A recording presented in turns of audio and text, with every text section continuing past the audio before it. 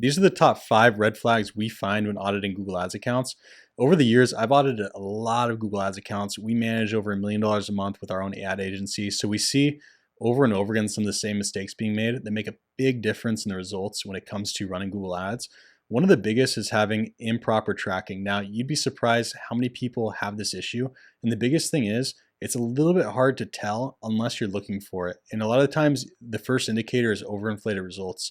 Now, if you have an account and things aren't really making sense, like maybe Google Ads is showing more results than might be reflected on the actual store side, one of the biggest things you want to do is go into your ad account and segment on the campaign side by conversion type. And then when you do that, what's going to happen is it's going to show you a breakdown of every conversion action that's showing results for the campaign and all the campaigns. And what you don't want to see is more than one, right? You're going to almost always want one primary action. That's going to be a purchase conversion because you want Google optimizing for purchase conversions, which is the end goal. Now, sometimes you could have two of those happening. Sometimes people set up one in the past, they forget about it, and they set up another one. You have multiple apps feeding data. And what's going to happen is you'll have double attribution. If you have that, it's going to totally mess up the ad account. It's going to think that it's doing more than it actually is, which will make you spend more money and actually make you waste money because you're spending money on campaigns that aren't actually profitable. So very, very important. Never have double attribution. Make sure you have one primary conversion action, and that is reporting properly. Next is going to be using campaign types that just burn money. Now, there's a couple campaign types that almost always fail. We rarely ever touch them. We probably in most cases don't even test them. The biggest is going to be demand gen campaigns. Now, Google pushes these very, very hard.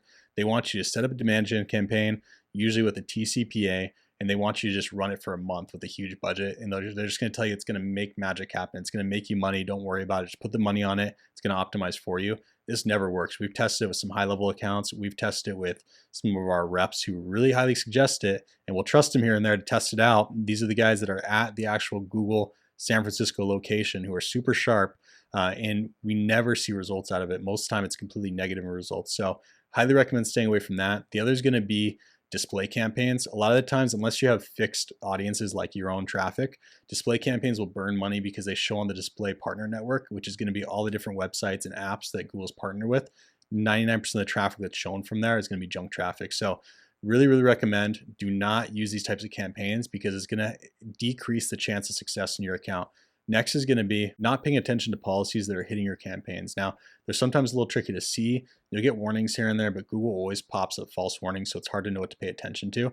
But if you have policies that are on the actual campaign or the targeting or the assets, whatever they are, it will hinder your results. So there are some that you don't really have to worry about, like limited, for example. A lot of the times that means it's just not going to show on like the display network. But in most cases, if you have policies that are popping up for prohibited items or different policies might be in like health and advertising, whatever it is, it's going to hurt the results because Google's basically throttling back your campaigns to make sure it doesn't show as often or even not show at all because it does not want you showing those products on the actual Google network. So very important if those are popping up for your campaigns to address them right away and find the workaround to get them off the campaigns because it will definitely hurt your results if they are showing, and it'll help you scale if they are not. So next is going to be judging success at the campaign level. Now, most people will just look at the campaign level and think, oh, this is working, this isn't working.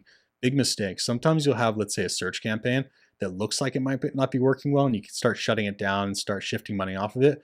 And then at the end of the day, it was just simply targeting that was killing the ROI with that campaign. And if you turn off that campaign targeting, you would have a really profitable campaign you can keep running. So highly recommend before you ever turn off a campaign or even push money into a campaign, make sure you're looking at the very small details, different keyword targeting, demographics, the assets that are behind them, all these different areas that spend money, and make sure only the things that are on are the ones that are actually profitable. So that'll really help when it comes to not wasting money and also scalability.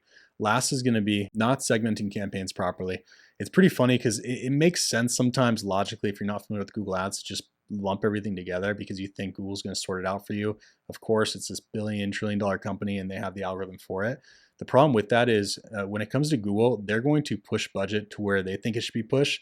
And that's not always what you want to happen. You want it to push based off what's making you guys money, right? So when it comes to segmenting, you want to segment at the campaign level because that's where budget's controlled. And if you have everything in one campaign, it's going to determine where that budget goes. So if you have, let's say, branded or cold targeting or middle funnel targeting, whatever it is, you want to make sure they're in different campaigns.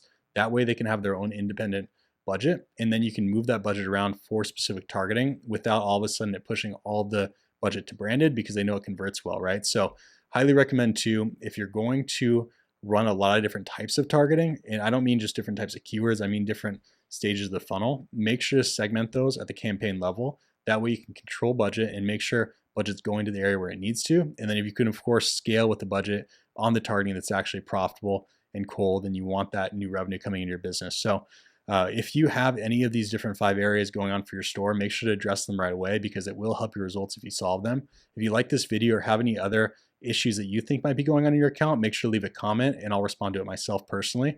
Otherwise, like and subscribe. Appreciate you watching this video. We'll see you in the next one.